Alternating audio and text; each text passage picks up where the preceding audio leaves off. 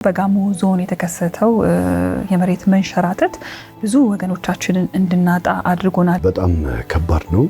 ያየነው ነገር የሚዘገነን ነው። የሰው ልጅ ሬሳን እንደዛ ከጭቃ ውስጥ ተጎትቶ ማውጣት መቻል ማለት ከባድ ነውና የደረሰብን ሀዘን እንደ ሀገር ትልቅ ነገር ነው። በሀገራችን ላይ የተከሰተው ሀዘን በጣም ከባድ ነው። ለመላው የኢትዮጵያ ሕዝብ መጽናናት እንመኛለን። ይህ ነገር አመት ሆኖ ከዚህ በፊትም ተከስቶ ነበርና በጣም አሳዛኝ ነበር። አሁን ደግሞ ሲከሰት በጣም ያስጨንቃል፣ በጣም ያሳዝናል። ግን ይሄ ነገር የሚታወቅ ከሆነ ቅድሚያ እርምጃ አልተወሰደም ወይ ምናምን የሚለው ነገር በጣም ጥያቄ ሆኖብኛል። እንደዚህ የተፈጥሮ አደጋዎች የሚከሰቱት በአጋጣሚ ነው። እንግዲህ ከተፈጥሮ ጋር በተገናኘ ሁኔታ ነው የሚከሰተውና የህዝብም አይጠብቀው ሁሉም ሰው ሳይጠብቀው አጋጣሚ የሚከሰት አደጋ ነው።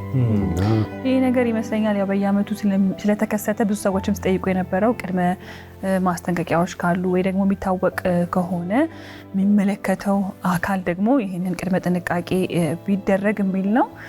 የአካባቢ መጀመሪያው አይደለም፣ ራሱ እዛው አካባቢ ነው አደጋ ድጋሚ የተከሰተው።